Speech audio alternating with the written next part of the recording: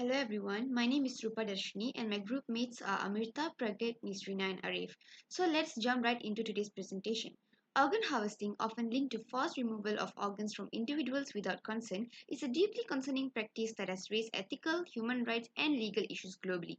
Many argue that it constitutes a crime against humanity as it involves a gross violation of basic human dignity, rights and freedoms. The question at hand is whether current international laws sufficiently address such atrocities or if new legislation is required to effectively tackle the growing problem.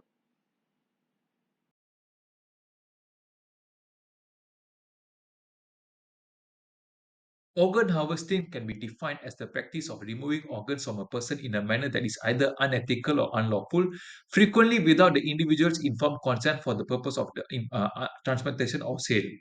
It is considered unethical and illegal when it is done through coercion without the consent, as it entails the removal of organs. In order to understand organ harvesting better, we should understand the difference between a voluntary organ donation and also with an illegal organ harvesting. Organ donation can be considered as it is a practice which a person willingly decide to donate their organs for transplantation after death or in substitution while they are alive. It is a medical procedure that is considered to be ethical. For example, kidney donation. Organ harvesting, on the other hand, refers to the removal of organs without the recipient's consent or through the use of coercion, threats, or violence. Individuals who are marginalized and lack of ability to resist or protect themselves are frequently used in the process of our organ harvesting, hence makes it illegal as well. There have been many allegations of organ harvesting that is done by state actors. For example, China has faced many extensive international scrutiny and allegations of forcibly harvesting organs from prisoners, including political and religious dissidents, with a particular focus on members of the Falun Gong spiritual movement. Falun Gong spiritual movement is a movement combining meditation alongside exercises with a moral philosophy. The Chinese government began to crack down on the group in 1993, labeling it as a threat to the state. There have been numerous reports and investigations that the Falun Gong practitioners, who are often detained in large numbers, have been forcibly subjected to organ harvesting while still alive. The organs such as kidney, livers, and hearts are allegedly removed without the consent of and sold on the international organ trade market without the consent of the donors. A 2006 report by David Kilgour, which is the former Canadian Secretary of the State, and also David Matas, accused China of harvesting organs from the Falun Gong prisoners on a large scale. The report estimated that thousands of Falun Gong practitioners had been killed for their organs. In 2019, an independent tribunal in London known as the China Tribunal, chaired by Sir Geoffrey Nice, concluded that China had forcibly harvested organs from prisoners of conscience, including the practitioners, for years, describing it as a crime against humanity. That's all for me, and I'll pass the floor to the next presenter.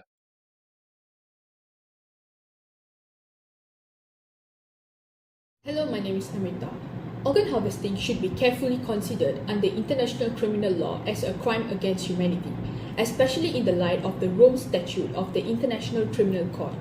Article 7 of the statute provides comprehensive standards for defining crime against humanity, requiring that enumerated offences be committed as part of a widespread or systematic attack against civilian populations.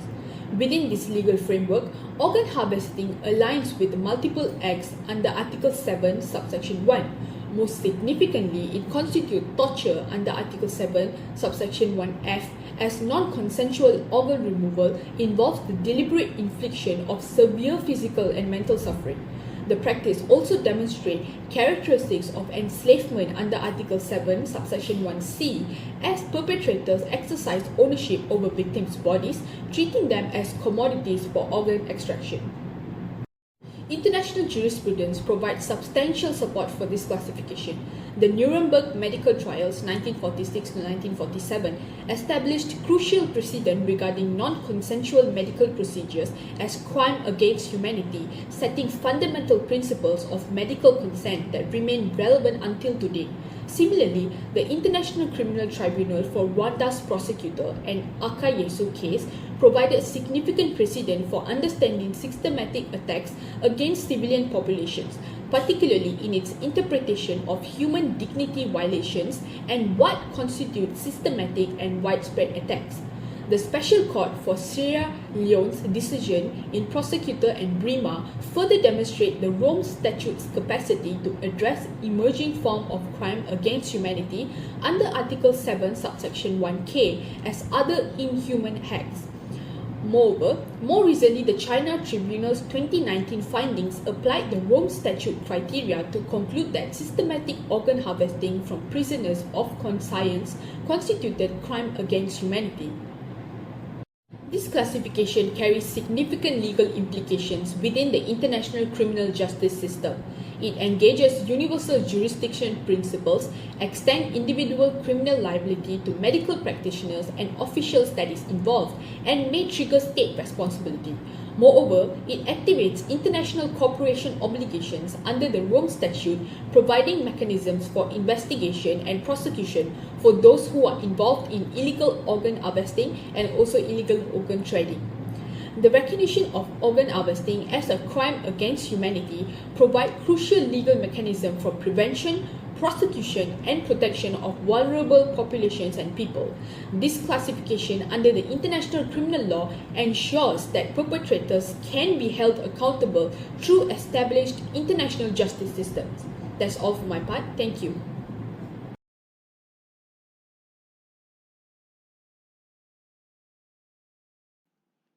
So today I will be discussing the practical challenges in proving organ harvesting as a crime against humanity.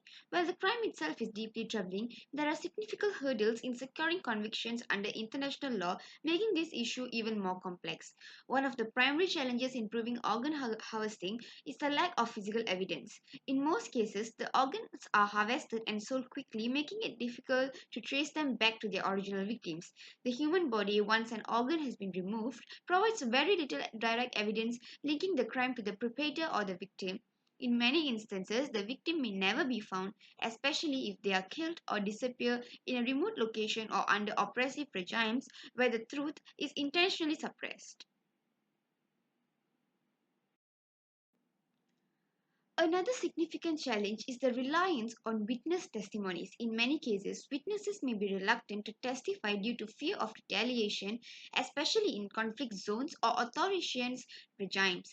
These governments may actively suppress or intimidate those who try to expose illegal activities, making it difficult for witnesses to come forward.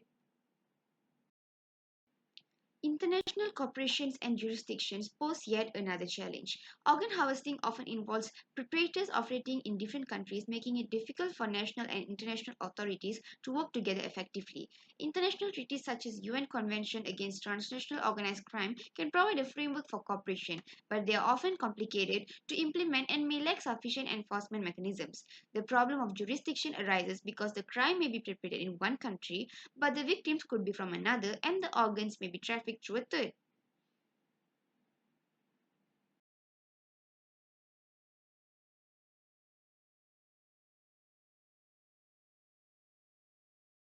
Today, I will be presenting on existing legal frameworks. Several international instruments address aspects on organ harvesting, but none fully tackle it as a distinct crime.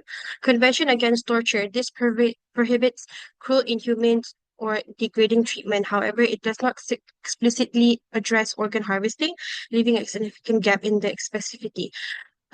Palermo Protocol.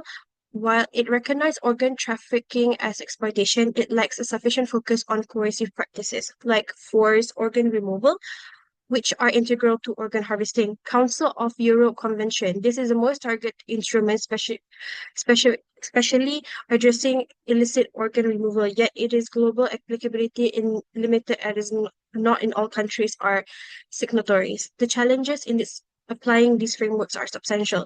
There are ambiguities in defining organ harvesting as a distinct crime, and jurisdictional limitations often hinders accountability. For instance, frameworks are like International Criminal Court cannot address crimes in non-signatory states. Furthermore, mechanisms to connect organ harvesting with the broader crimes, such as enforced disappearance, remain underdeveloped.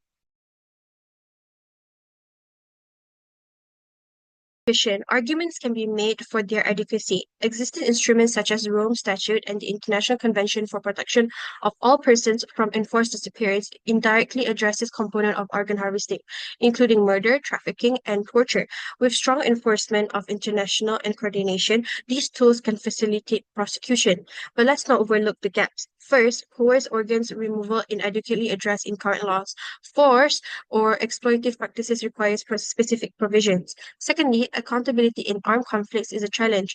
Crimes can be committed by states or non-state actors in these zones are often overlooked. Lastly, jurisdiction limitations of the ICC exclude non-member states, creating blind spots in global accountability. While existing laws lay the groundwork, their lack of specificities and enforcement mechanism makes them insufficient to comprehensively address organ harvesting as a crime against humanity. A hybrid approach combining new laws with amendments to existing ones could be transformative. Draft a global convention on organ harvesting. This would define the crime as a standalone international offense, establish clear jurisdiction, and foster international cooperation. Expand the Rome Statute to explicitly categorize organ harvesting as a crime against humanity. This would strengthen ICC jurisdiction and prosecution. Amend the Palermo Protocol to comprehensively address coerced organ removal and exploitation. Strengthened obligation under the Convention Against Torture to specifically prevent and penalize organ harvesting. These measures addresses gaps specifically in enforcement, improve coordination between states and international bodies, and enhance accountability, particularly in conflict zones and regions with weak governments.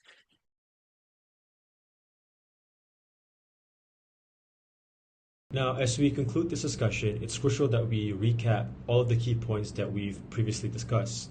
Organ harvesting, particularly when it is done forcibly or without consent, represents a grave violation of fundamental human rights. It strips individuals of their dignity, commodifies human lives, and perpetuates exploitation. The arguments presented firmly establishes that organ harvesting aligns with the established criteria of crimes against humanity under the Rome Statute of the ICC. Acts such as torture, enslavement, and other inhumane practices are often linked to illegal organ harvesting, demonstrating its capacity to meet this grave legal threshold.